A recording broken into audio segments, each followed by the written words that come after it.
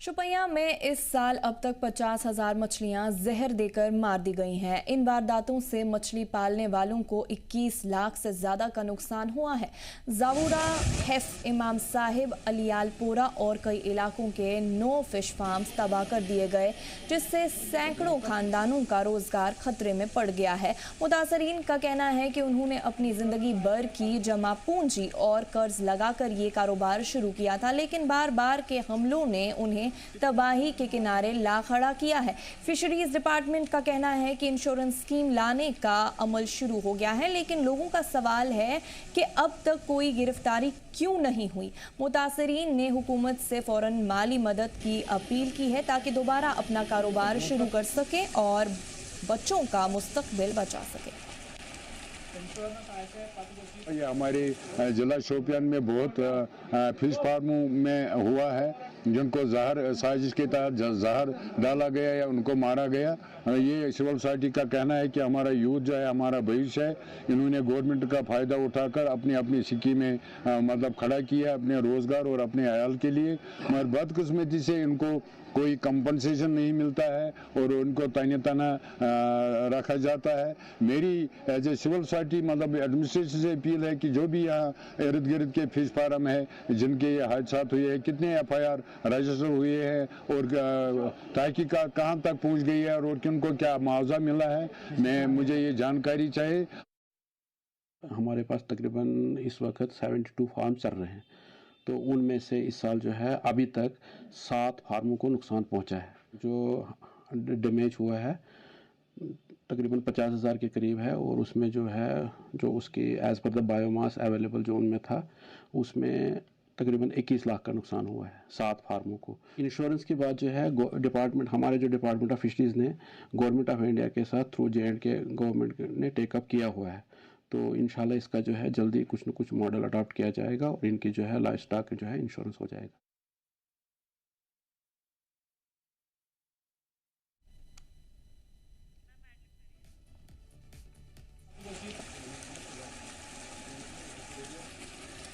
शुपैया में इस साल अब तक 50,000 मछलियां जहर देकर मार दी गई हैं। इन वारदातों से मछली पालने वालों को 21 लाख से ज़्यादा का नुकसान हुआ है।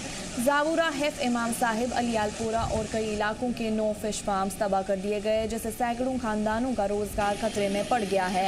मुतासरीन का कहना है कि उन्होंने अपनी जिंदगी भर की जमा पूंजी और कर्ज लगाकर ये कारोबार शुरू किया था, लेकिन बार बार के हमलों ने उन्हें तबाही के किनारे ला खड़ा किया है। फिशरीज डिपार्टमेंट का कहना है कि इंश्योरेंस स्कीम लाने का अमल शुरू हो गया है, लेकिन लोगों का सवाल है कि अब तक कोई गिरफ्तारी क्यों नहीं हुई। मुतासरीन ने हुकूमत से फौरन माली मदद की अपील की है ताकि दोबारा अपना कारोबार शुरू कर सकें और बच्चों का मुस्तकबिल बचा सकें।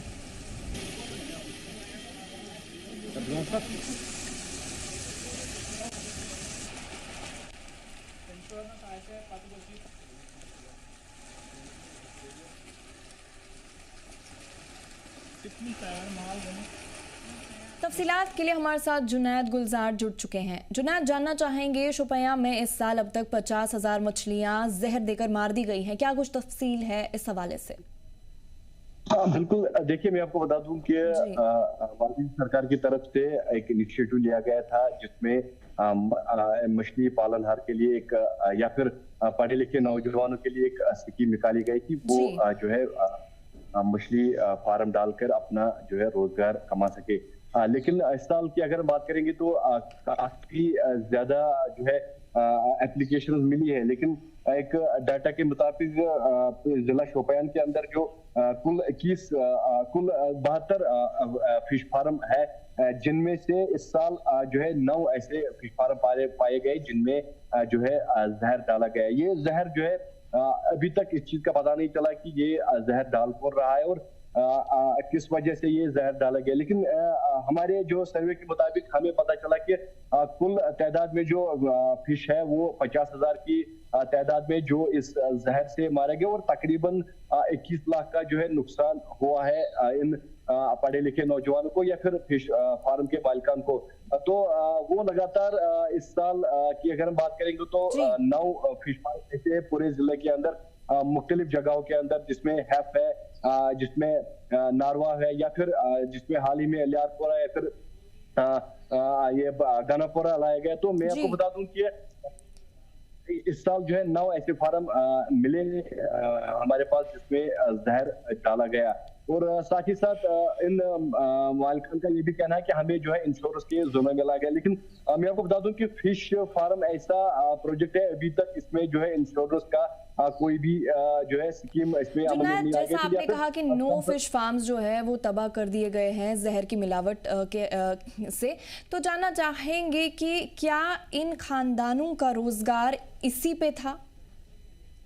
बिल्कुल, देखिए मैंने पहले भी बताया कि ये जो पढ़े लिखे नौजवान थे जो अनएम्प्लॉयमेंट से जो घर में बैठे, तो इन्होंने अब जो है मर्कजी सरकार की इन स्कीमों का फायदा उठाने की कोशिश की थी। तो इनके जो घर वाले भी या फिर खुद भी इन्हें फिश फार्म पे मुनहसिर थे या फिर वो दूसरों को भी रोजगार देते थे। तो जाहिर सी बात है, जब भी इस तरह के वारदात आते हैं, जहर देने का वारदात आता है, तो पूरे जो है कम्युनिटी को इफेक्ट होता है। न सिर्फ उस मालिकान को, जितने भी मुंसलिक होंगे उनके फैमिली मेंबर्स या फिर जो काम करते होंगे उस फिश फार्म पे, तो वो भी। और अगर हम मुतल्लिका डिपार्टमेंट की बात करते हैं तो क्या ये फिशरीज डिपार्टमेंट के नोटिस में आ गया है ये हादसा जो पेश आया है?